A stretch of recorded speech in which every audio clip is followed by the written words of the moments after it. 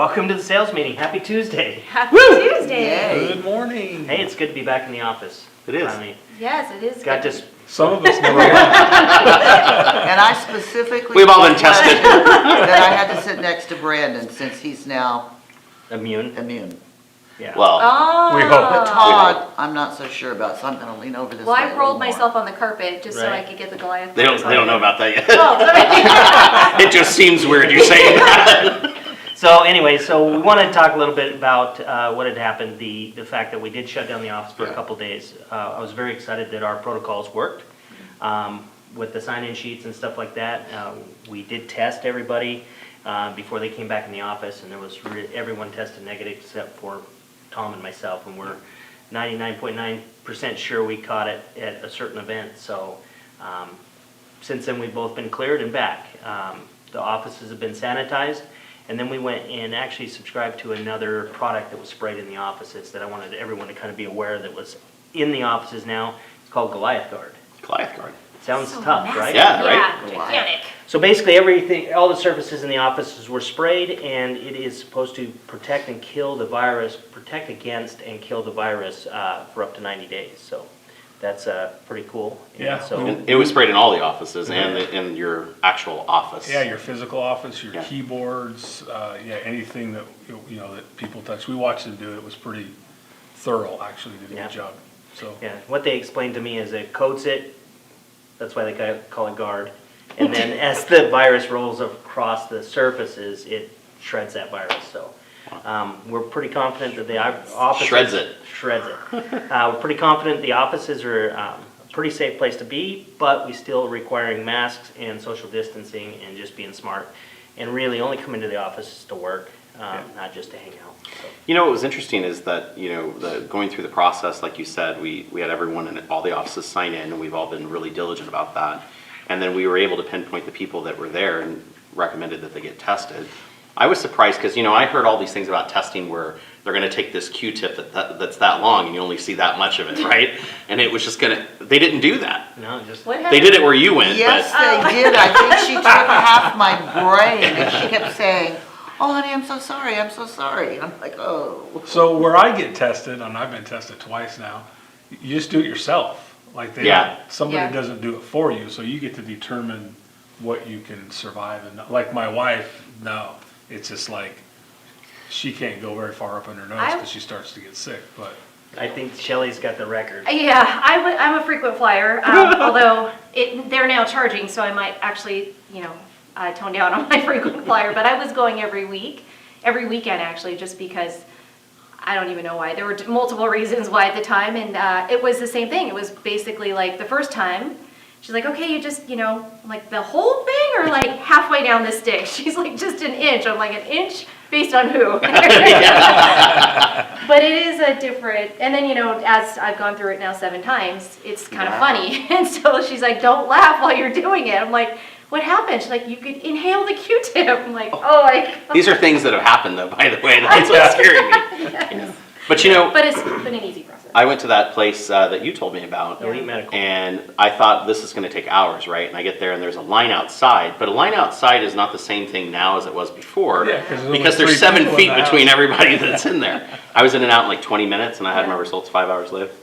It's good stuff. So thank goodness it wasn't real severe for me, and Tom's recovered too. He's actually gone down to Mexico to enjoy his vacation. Is he So, quarantined? anyway, but we're glad to be back and just want to welcome you guys back to the offices if you haven't been coming in or whatever. And then I also met with the Associate Council this morning. If you don't know what that is, it's a group of advisors that I meet with on a monthly basis. It's usually the last Tuesday of the month, and we talk about issues in the office, how we can communicate a little bit better. so these are all agents, At our agents company. in signature. Yeah, and in fact, if you're interested in serving on that, like it's one meeting a month. Yeah, right. I have four more openings next year to join the Associate Council. So reach out to me and we'll get you set up if that's something that actually interests you. And they meet just with you, not with any of us. So Yeah. That way they can feel free to say whatever you want. They can talk freely about you guys. No, but it's a great group. But one of the responsibilities of the Associate Council award that we put together last year was the Spirit of Signature. Yep. And that's where all the agents nominate somebody that has done above and beyond, or they believe should be almost like the employee of the month. Yeah. Or that, and then. Independent contractor of the Right, month. Independent contractor. of the month. And then the associate council solely votes on them. No broker input, nothing like that, so they select these. We And- can't slant the election. Right, and so we've done not the best job of keeping up on that this year. The first few months we did real good, and we have plaques in each of the offices that we're supposed to have the names all the way through, but they're all being ordered in that. But I thought it was important to basically go through where we are today of all of our winners. And so we started in January with our first winner, which was Tamara Coulter, out of the Summerlin office. And then in February, we had Sherry KK. Yep. Again, out of the Summerlin office. My office is very involved. And then March, She's had some Russian help on these votes, I can tell. then in March, we had Audrey Dornbaum out of the Oh Summerlin my office. goodness. Yeah, I'm starting to see a trend here. But then there was a change, a little bit of a shift. How much is it gonna cost for a recount? I'm Right. not sure this is gonna work. In April, we had Cheetah Swift Robertson, who's actually out of the Green Valley Yeah. office, which is pretty awesome. And I know she got nominated because all the masks she was Yeah, preparing and stuff and that's It was giving. amazing how many should. In May, we had Aaron Patrick. And then in June, Thomas Bouchereau out of Green Valley. Man, the Southwest is really falling behind.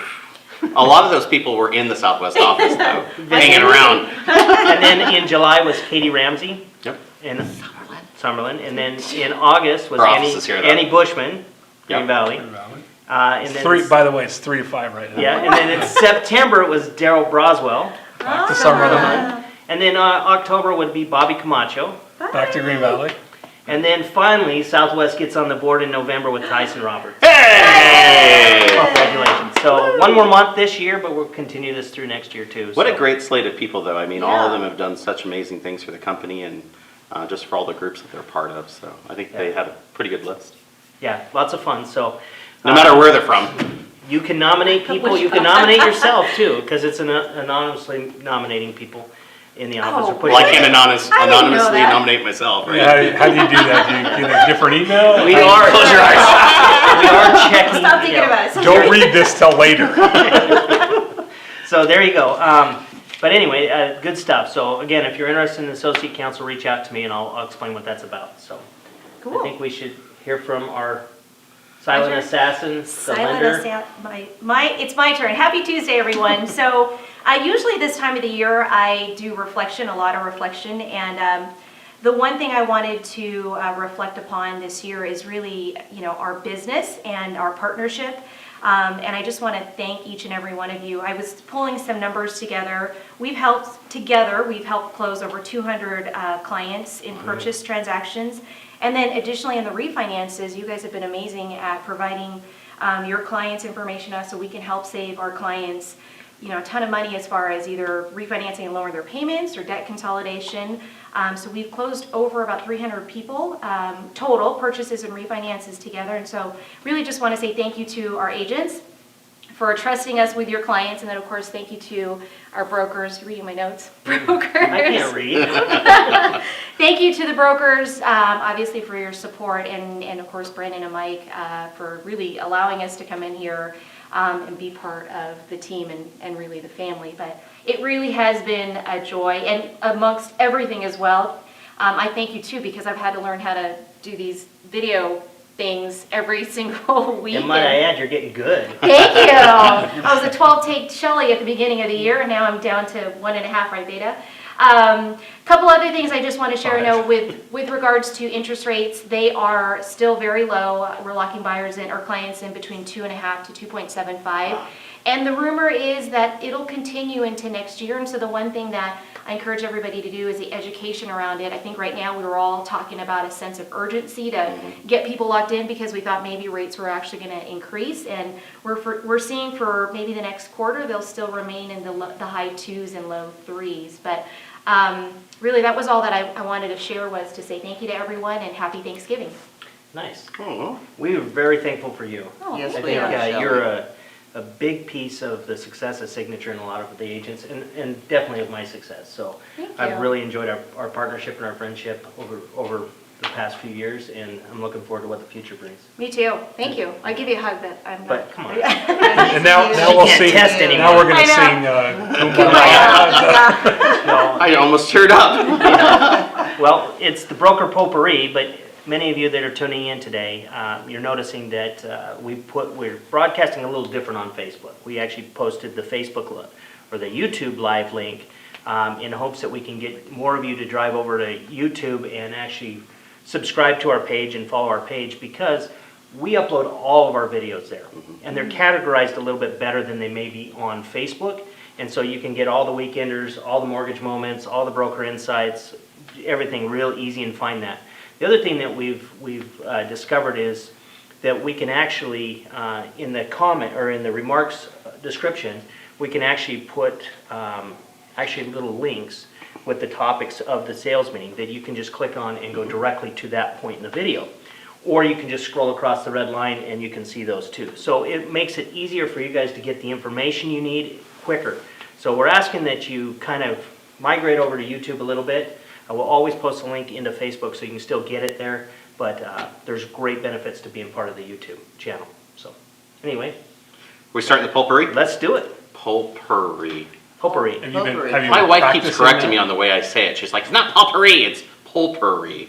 Why do you always have to, why do the wives have that voice? I don't know. My husband says the same thing. My wife's like, I'm like, I don't talk like that. Maybe to him you do. I don't know. Hey, real quick before we leave Shelley's part, we were all talking about an issue that was posted on Facebook about communication with your lender, right? Not my lender. Or as- with a lender? A lender. If I'm the listing agent and my communication with the buyer's lender.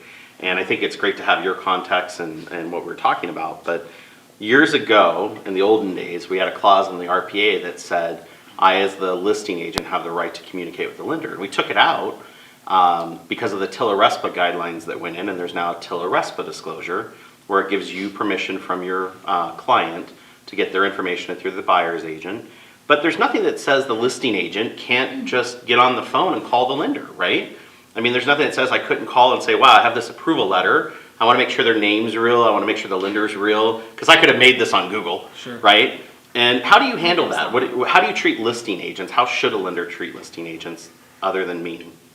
Other than mean, so I always call my listing agents as an offer is being submitted. Oh, really? One, just as an introduction, and two, to let because not everybody knows. I mean, Prosperity Lending was new as of February or February, so it was kind of hard to, I had to introduce the company, let them know it was who we are, and I also enjoy, like for me, it's an opportunity to build another relationship. But I also let the client know that I will be my buyer know that I'll be reaching out to the listing agent specifically to let them know that not, what their FICO score is, where they work, if they get paid really well. Their credit sucks. I don't know if this deal's going to work out for you. Yeah. But truly to give them, I get they're okay to let them know that Yeah. we can talk kind of superficially around, they're well qualified, or they're using down payment assistance or funds are coming from here or wherever. In the event that I haven't talked to a listing agent, I am completely open with them as far as, just information about the file, because for me, that's your, if for some reason something's going down, obviously your buyer is going to know about it, your buyer's agent's going to know about it, but I don't have the fear of talking to listing agents, usually because I've already established the relationship in That's the very huge. beginning. Again, it's just also we can't share their deepest, darkest secrets. Like most listing agents will kind of go around, circling around saying, what about this, what about that, what about this? But definitely giving them the general information on what's really happening. And I'm assuming if they're calling me, it's because they may not be getting that from an agent Yeah. on the other side. Well, that brings up a good point. It's important that you work with a lender that's not afraid to communicate the other side, because it can help keep a deal together. For sure. If that lender will communicate through that process and all of a sudden you need a little extension, Yeah. you're more likely to get it if that lender's played ball through that process, so. Yeah, So that- your lender matters, right? That's what Yeah. that's what we're saying here. Yeah, and I think there are, great lenders out there. Even I also think it from a buying side. If you're a listing agent and you know that your lender communicates through the process, you're going to be out just like with your buyer's agents, right? They're going to be, because they're communicative or they've done really well and they've got great success in transactions in the future or from the past. They'll know that this should be likely to That be a is good true. transaction going forward. People trust, people that communicate. And I always realize in transactions, we were talking about it earlier, is agents try to take their egos and put it in the deal and say, no, we're not gonna do this, or I'm not gonna do this. And it's still the client. I mean, you've said that many times. It's the buyer and seller who make decisions. And so I love the fact that when you call up a lender and you say, hey, listen, will you put what you need in writing? Will you explain to me exactly what's going on that we need to fix so that I can take that info and go to my seller and really put in front of them a piece of paper that says, here's all the things we need to do, and the seller can make a decision. But if I just say, oh, we're gonna do an extension and the lender said it's okay, have I really done everything I can to explain the situation and keep them motivated? That's huge. I definitely say that there's not anything against the law for us as a lender to communicate to any of the agents. I mean, obviously you want to get approval from the buyer just in generality, but there definitely is not anything that prohibits us from calling or communicating with them. Well, it dictates what you can tell them. Sure, of Right, course. but it doesn't say that you can't talk to them. And so Right. many lenders take well, we can't share information about our client as we can't communicate with the other side at all, and that makes it very difficult. So on the flip side, if you're an agent, a listing agent, and you're trying to deal with a buyer's lender that isn't communicating, Yeah. I mean, what are your options? Escalation. I mean, you gotta remember that all of these companies, just like real estate offices, have higher ups. Now, oh, Shelley is the main person at the lending company. Well, you know, everyone's backed by somebody, right? Yeah. And in every piece of that corporate world, namesakes matter. If everyone says, well, that lender never closes on a deal, no one wants that reputation. And so there's always someone there to defend the brand, and I think that you can always keep going through that process. And pressure does help. I mean, if multiple people are calling, saying, we need an answer, we need an explanation, it does work. But it's also then you communicate the lack of communication with your client so that they can make their decisions. Yeah. Don't get on Facebook and start a Facebook war. That doesn't do anyone any good. But, you know, going on and bashing someone publicly now technically could be a violation of the code of ethics. Absolutely. Only do that on Twitter, not Facebook. Yeah.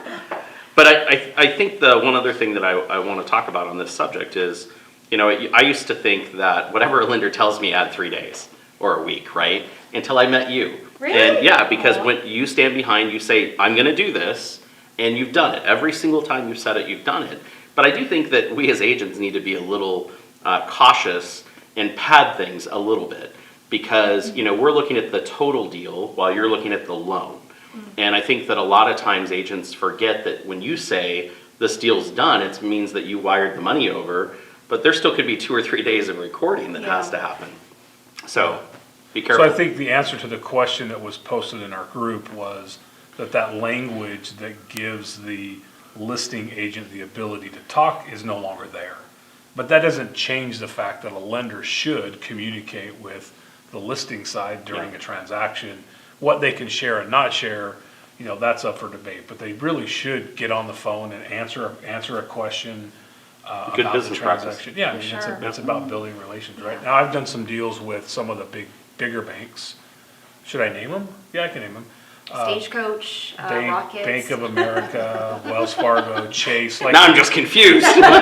when I've done deals with a lender that's at those, they won't even, I mean, no email response, no, they won't talk to you on the phone at all. Like, they must have some policy in place that just says you're not allowed to talk. But you really want to work with a lender that does. I mean, that does help keep your transactions together and close. The only downside is when you do everything on the phone, you have no proof of it later too. And so I've noticed with some of those banks that yes, they won't talk on the phone, but if you send an email to multiple people on the chain, by the way, every executive at a major bank is public information. That's right. And so when you start copying emails for people that are really important, it's amazing the fast and great responses that you get, right? So Vonda says, the TILA-RESPA form in transaction desk gives the listing agent permission to speak directly with the lender to get updates. So there is a form, but in reality, you can still call the lender. It's whether that lender's gonna talk to you and what information they'll give you, but. It's a long form too. It's a whole page. I didn't even know that. One whole, you gotta read the whole thing. You gotta read the whole thing. Whole thing. Are there blanks to fill in? Or? Yeah, So very good. that's where I get confused. Amy, can you tell me Like what to Catholics. fill out? Well, let's bounce over to you, Janet. Okay. You've got a long list. We're I not gonna have go lo- through them all at once, but. No, the first thing I want to talk about is our holiday parties. And there's a change. We're not doing, per the governor's directives, we're not doing a big company-wide function. Each office is having their own holiday party, we have different dates, we have different times, we have the same rules. Rule number 1, because of being able to space and the governor's director, we ask that you do not party hop or crash other parties. I don't think that applies to us though. We're do as I Oh, we're say. like- Turkeys. But it should. We're just like the governors of the world. We can do whatever we The want. mayor, I like to be good. So, anyway, so we ask number 1, first of all, Todd, when is your party? December 18th from 4 to 7. We were originally 6 to 9, but we went 4 to 7 by request. Reluctantly. Yes. So And 4 to many 7 hours on to the party? 18th. And Summerlin is Friday the 11th. We'll start about 3. We're doing either a late lunch or an early dinner, whatever you want to call it. And we're also doing a white elephant gift exchange. So if you're coming, please bring a wrapped kind of unisex gift because there will be males and females.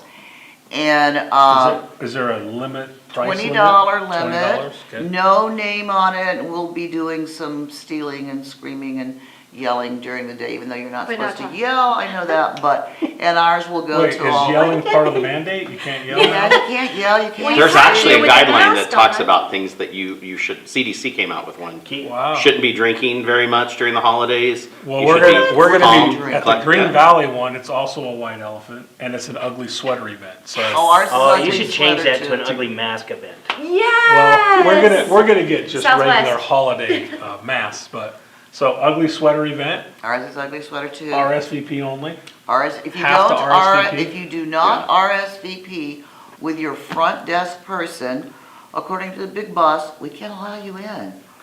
You must RSVP. When did it- That's some strict So, rules, so let's right? clarify that though, because the governor's pause order, required that any events that were hosted had to have an RSVP system, and the company or the group that's holding the event could be penalized if they didn't prove that. And so if you don't RSVP, you can't participate.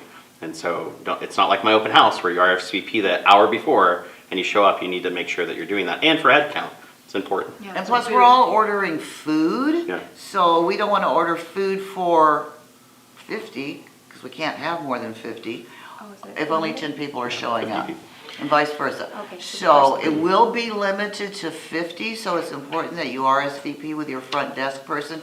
Now, Chris, do you know the details about Southwest? Yeah, Southwest is the 17th, and it'll be in the early afternoon. But I want to put this out there. So if you're a Green Valley agent and you miss the RSVP or something else, we'd love to have you come to one of the other offices that have Well- open RVPs. The thing RSVPs, is this, RVPs. I'm pretty sure that the Summerlin and the Green Valley office are gonna hit their max. So if you can't make the Green Valley or Summerlin RSVP to come to the Southwest, we'll make room for you there.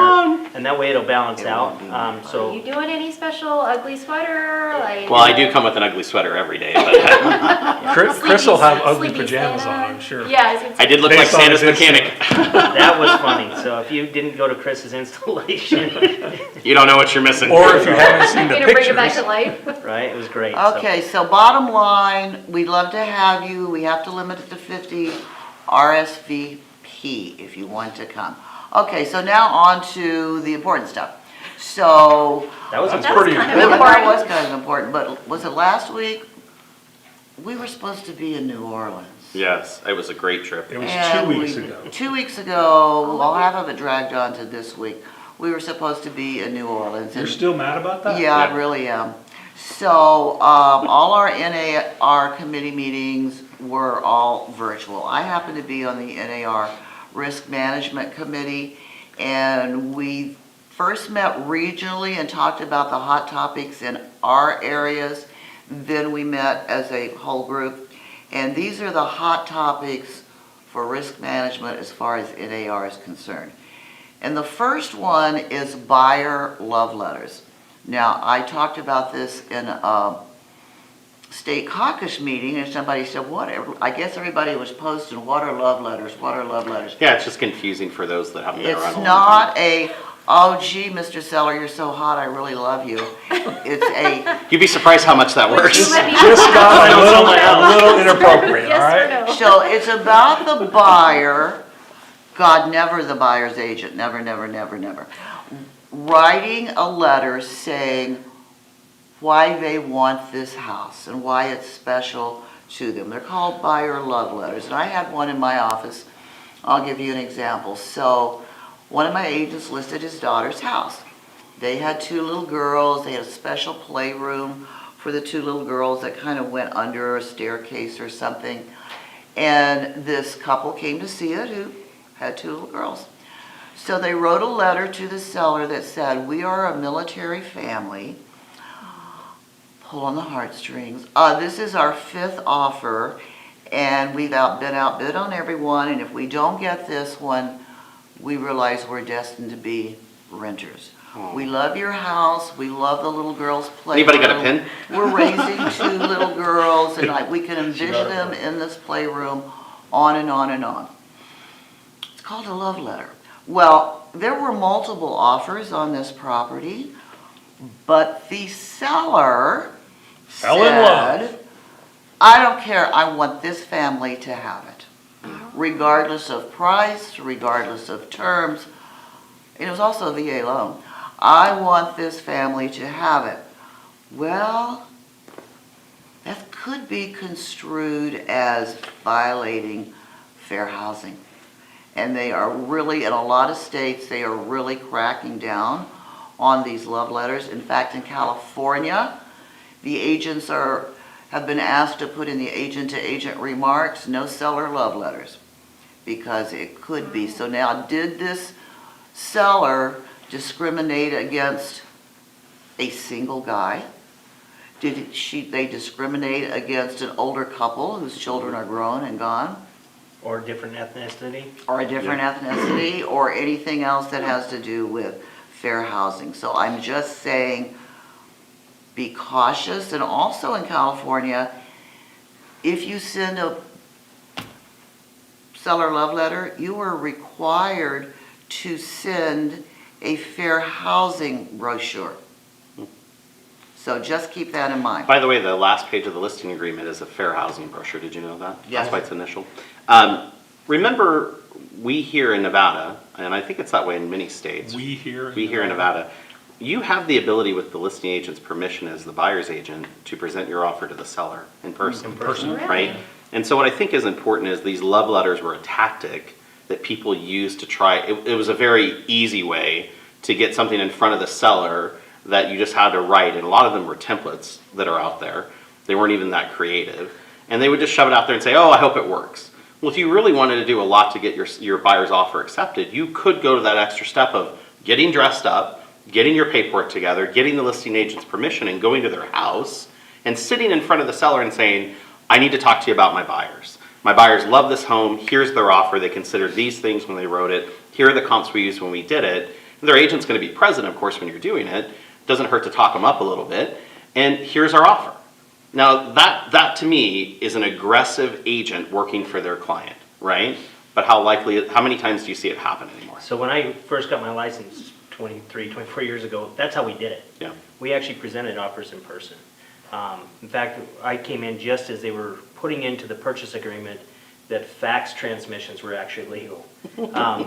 Because originally you couldn't fax over What's a for a fax? signature, right? You millennials.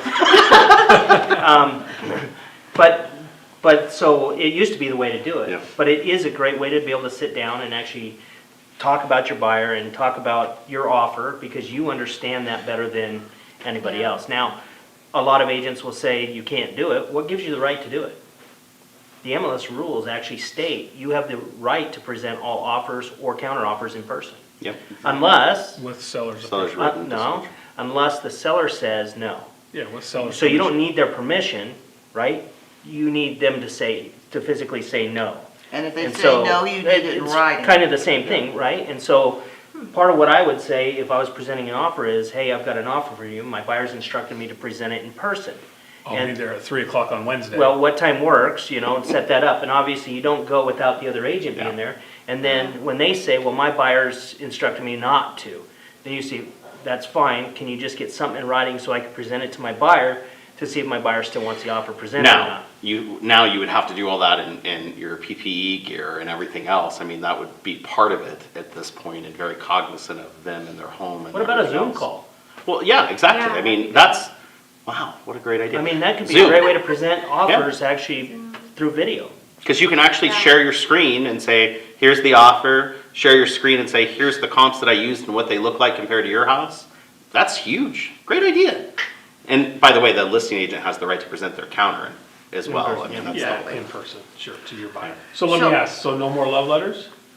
Well, they say if you want to write a love letter, you cannot address things about like, our two little girls will love this house. You have to go, love the way you've landscaped the backyard, the pool will be so great in house, not the people. August. You have to talk only about the property and not the people. So let me ask this question. One practice that I have when we write an offer is when we send the offer to the listing agent, I write up an email that is half of a love letter, like it's coming from me to the agent, not to the seller.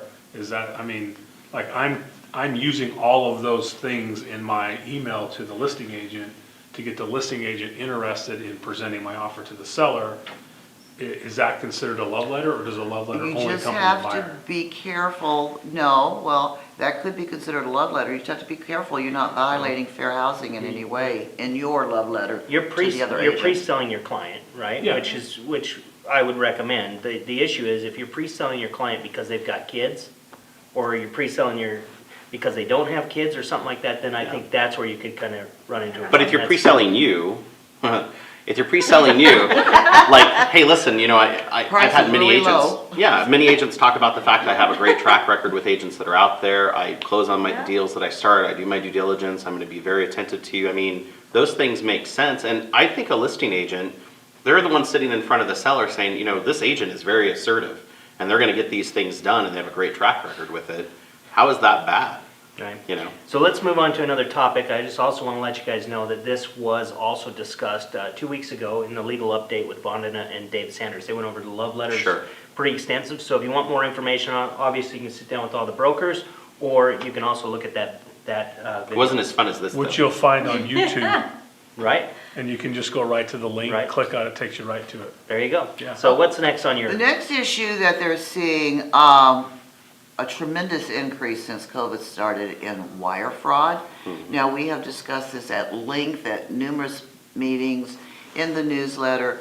Just be aware, don't ever forward wire instructions to your client, ever, ever, ever. Take yourself out of the picture to avoid any liability. Because most of the title companies are using encrypted emails, Yeah. and that saves a lot. But if you ever suspect wire fraud, you need to immediately notify the bank that issued the money, and then you need to call your local FBI field office, because the FBI is very involved in this. And that's all I have to say, because we've talked about wire fraud a million times. That's all I have to say about that. Yeah, just stay away from the wire instructions. Yeah. I mean, I just closed on property with Chicago Title, and the way they send it with the encrypted and the Two-stage Yeah, authenticity. two-step. yeah, something like that. So it texts you and you have to put in a code and all that stuff. It was really pretty slow. I don't even answer questions, by the way. I want to make, when client sends back an email, hey, I just got this and I don't understand it, call escrow. Call us. Yeah. Call escrow, yeah. Right. Very good. Next major issue with risk reduction is mass texting. Mass texting is just like the do not call list.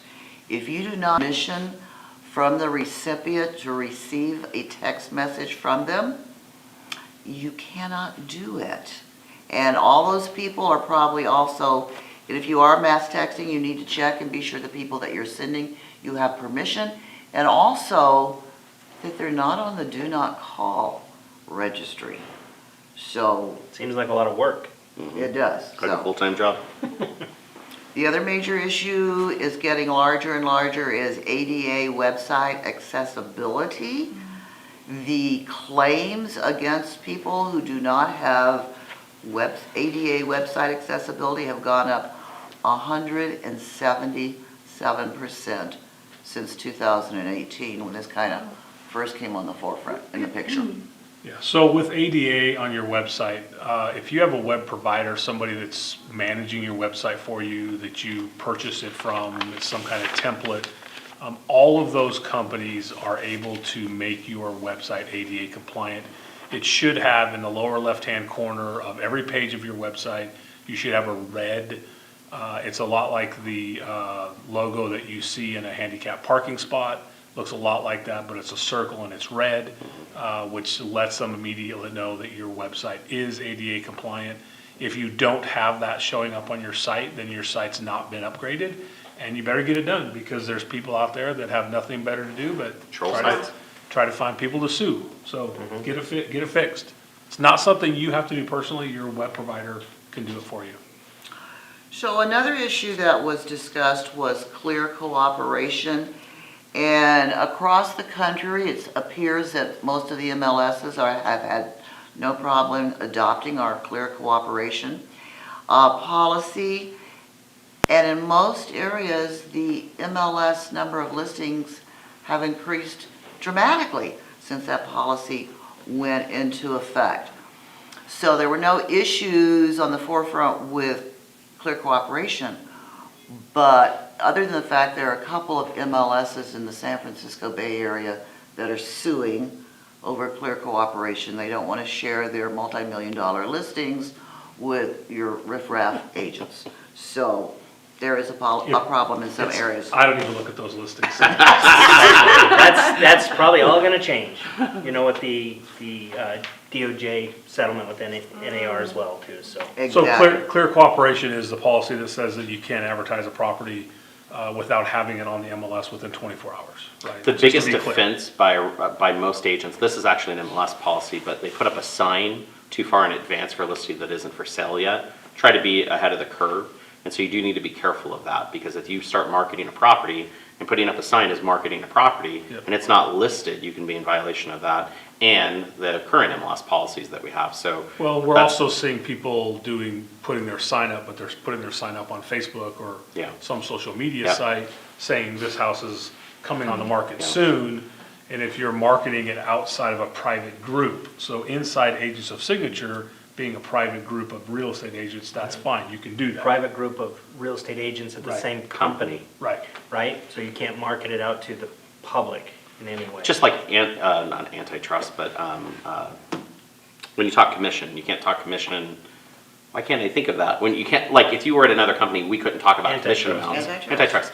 If we're at the same company, we can say the actual commission amounts, Right. it's okay, same idea, yeah. So, and right along with that, they're looking heavily at coming soon listings, because I guess in this time, everything has become a fair housing issue.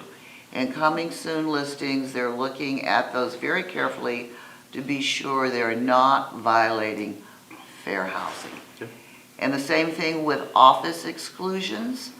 The legal team at NAR is leaning towards thinking that an office exclusion could also be a fair housing policy violation. Just because we're here in this group, exclusion, so I got asked the other day, why is it so hard to exclude a property? Right, it requires a notary, it requires all these extra steps, and the reason is, we don't want you excluding properties. And so the board created this long document, and it used to not require a notary years and years ago, and then we added one, because the fact that most agents would just shove it in front of their client and say, sign this. And so we wanted to make sure that it was actually the seller acknowledging all of these steps they had to go through to exclude a listing from the MLS. And so that's Well, that's excluding why. a listing from MLS, I mean, could easily be construed as not giving the seller the best opportunity Yeah. possible to get the best offer they could get. Like Yep. Exactly. if you're just holding it, I mean, we've, what, about 500 agents here at Signature now, right? Yeah, You know, you're only putting your listing in front of 500 people instead of, what is it, 15,000. 15,000 people. I mean, you're highly handicapping your seller's ability to get the highest possible price for their property. So it could easily be construed as not in the seller's best interest, and our job is to what? Represent our seller. and that's why it doesn't show up on certain sites, and Also, those little questions that you answer in the listing agreement, that Vonda's done many videos Number on. 21 and Yeah. page 5. line I've noticed 19. agents go in and check no on accident, like commentary no. Well, that's why a commentary doesn't show up about your property on certain sites, or the AVN. Why don't I see a value? Yeah. But then it goes to other sites, even when you check yes. And I've noticed like with certain online sites where the information has been changed, right? And the client comes to you and says, hey, I want you to go to this site and fix this information. And it's important to understand the difference between you and your feed and what your feed does versus that independent site. Yeah. You know, a lot of agents don't see that part. Okay, so now we got another report from Arula, and I can never remember what Arula stands for. Do you remember, Chris? What it is, it's basically a group of what we know as real estate commissioners. That's it. From across the country, but the LL stands for legal something, Yeah. but it's real estate commissioners from all over the country that they have their own group at NAR. One of their big issues is teams and supervision of teams. And they also talked about the fact that teams need to understand they are not their own separate little real estate company. They are underneath a broker who is responsible for their supervision, and they are looking heavily into teams. And one of the things they're looking at very seriously is saying you cannot be a team leader if you don't have a broker's license. Now, that hasn't passed. I like it. One of the things that they are, I like it a Todd, Todd, lot. do you have your broker's license? I must that have a you broker's have license. so that was. Just goes to show you folks, we'll give one to anybody, Yes. don't worry. It's really easy, don't worry. So just be careful. One of the things they talked about a couple of years ago was the fact that when you join a team, just like a real estate company, team leaders would set tasks onto people just like an employee. And it would kind of cross over into that independent contractor issue. And so there was a whole scare about 3 years ago that, you know, teams were gonna be outlawed and it's an antitrust issue. And the whole point is that even if they're on your team, they're still independent contractors. And so you gotta be careful what regulations you have, but expectations are completely different. Yes. Expectations and employment are completely It's, different. it's about how you present it. It's Yes. it's a presentation Yeah. issue, yes. Yeah. Well, and also remember that they still have a broker. Yes. And they still need to go to the broker for major issues. Or if they come to you as a team leader, you need to involve the broker and keep them in the loop so you guys don't get in trouble. It should be the opposite, right? I mean, having that many people disclosed on a duties owed and to the client, you should never have a problem returning a phone call or communicating with the client.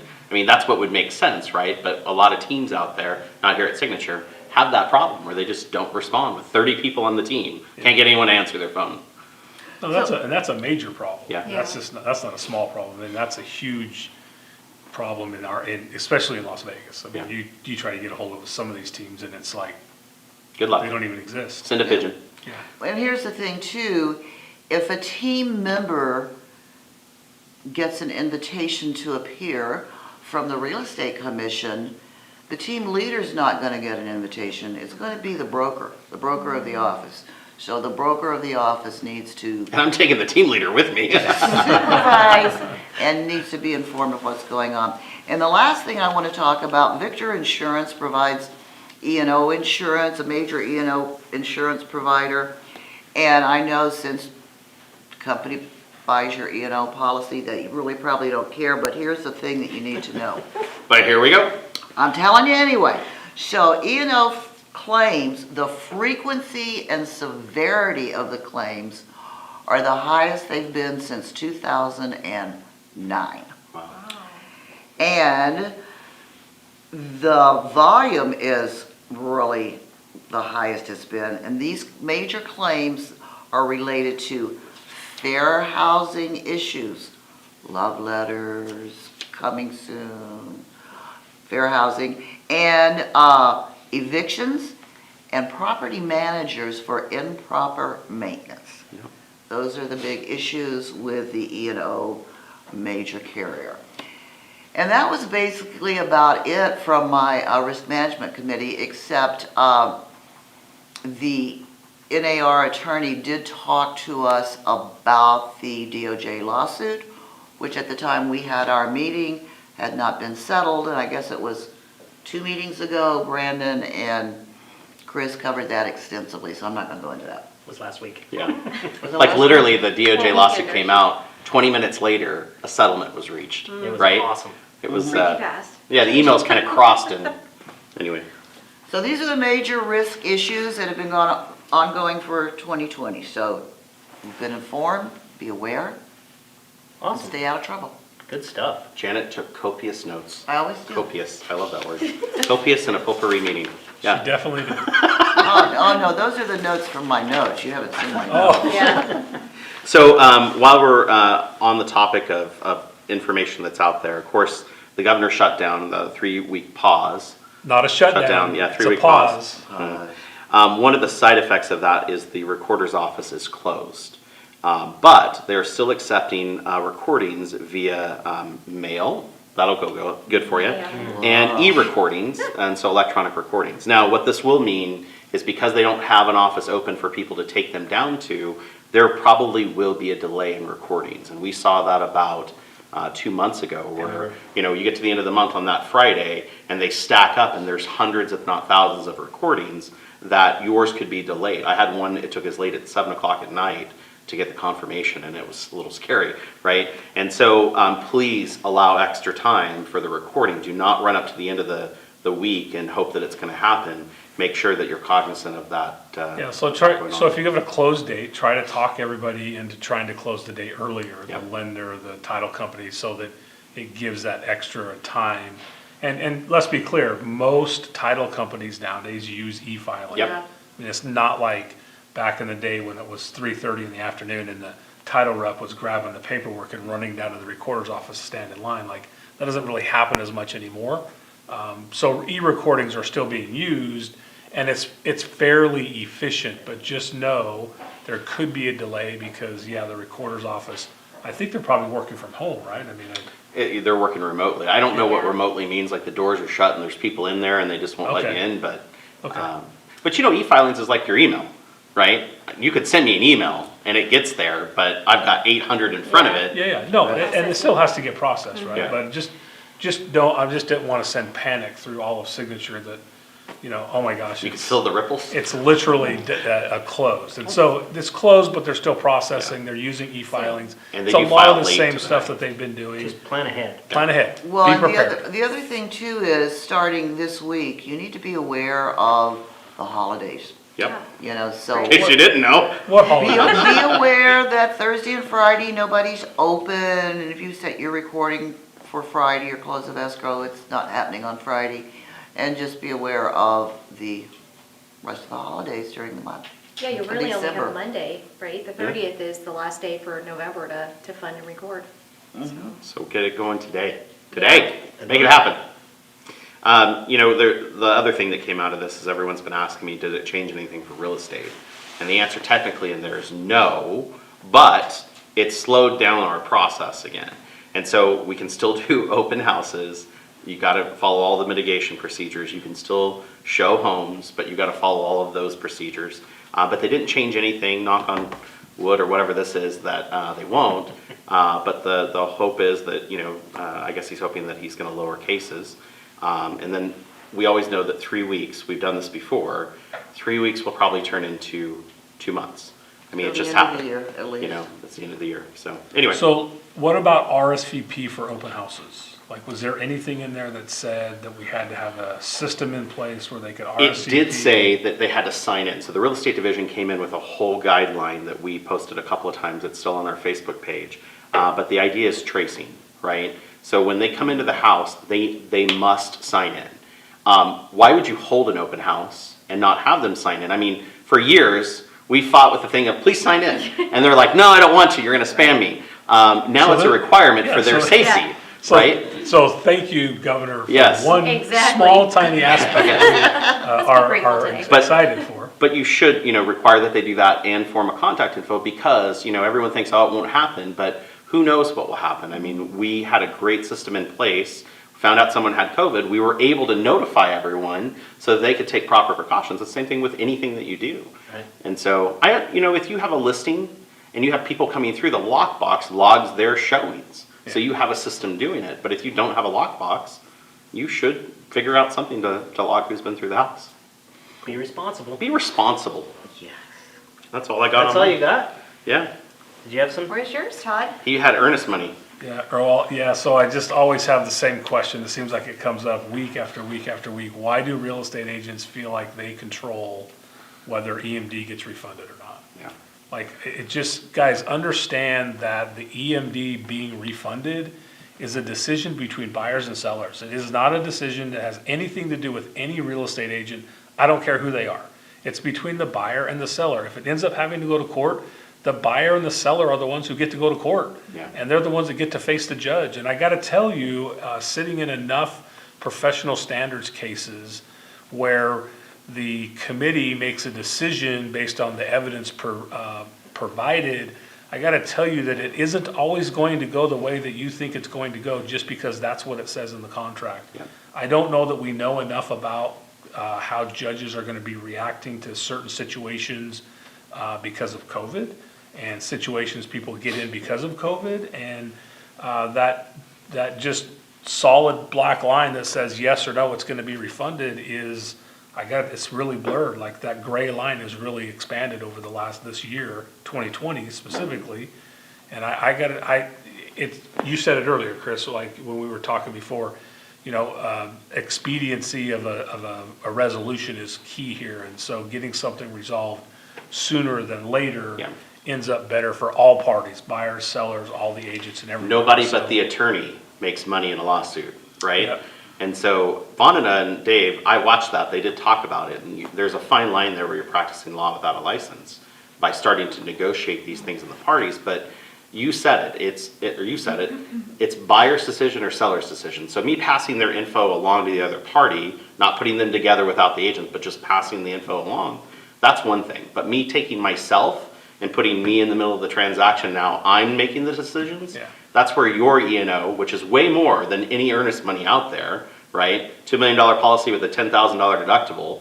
Why would you put yourself in harm's way? Yeah. Because they're gonna start looking at you. Well, I mean, it's when agents start saying things like, oh yeah, you're definitely gonna get the EMD back. Yeah, you can- Oh, don't worry, based on the contract, you're gonna get like, that's not advice we should be giving. We should be saying, you know what? I don't know because I'm not an attorney and we can consult an attorney, or I'll tell you what, let's just see if we can get it resolved in a way that all parties are in agreement and we can get this resolved quickly because obviously this isn't moving forward. Well, Earnest money is good faith, right? And it's the buyer's good faith to the seller who's now taking their home off the market and they're gonna incur the costs during closing. And so I'm putting up this money and people are like, oh, we'll just come up with an amount, and I'll just put this in the end. It's the buyer and seller who are deciding the good faith. And I think that that's the other piece of it. Don't just interject yourself, have some context. The other thing that I notice is escrow instructions, right? So our purchase agreement says joint escrow instructions, and then it goes to escrow, and they send back their escrow instructions. Right. Some companies have additional riders in their instruction that dictate what happens with EMD. And so agents usually just take that document and just throw it in their file and never read it, and now they're in a dispute, and that document says this money will go to a certain place, or it won't. Right. Without our approval. That's something that you need to be cognizant and read. Especially if it's a escrow company you don't know or you haven't used before, or they're not, prominent with the big groups that are here, because it can happen. So I probably had 10 conversations in the past week about my buyer this, my seller that, my buyer this, we're gonna get this, every time I have the conversation, it's the same thing. It's the agent interjecting their ego into a transaction, making promises they can't keep. And the promises, you just can't, if you make a promise and you can't keep it, you're gonna lose a client over that. Like, it's the under promise, over deliver theory, right? Like, tell them what their options are. We could do this, we can do this, we can do this. One of them is let's talk to an attorney and see how that works. Your mouth's writing checks your body can't cash. Yeah, so stop making promises you can't keep. That was in an action movie, I don't remember which Pay one. attention to your deadlines, right? You're coming up on the loan contingency deadline and you don't have a full-blown approval from that lender. That's the proactive. time you're having a conversation with your client to decide if they want to move past that. Because if they move past that, they may lose their earnest money. You can But it's also their extend decision. it, right? You could also do an extend. Yeah. You can ask, yeah. Some of these I've asked that question. So loan contingency, Are we, well, the loan, all of a sudden, blah, blah, blah, whatever, okay, did you extend the loan contingency when you didn't have Yeah. full approval? No, we didn't do that, okay?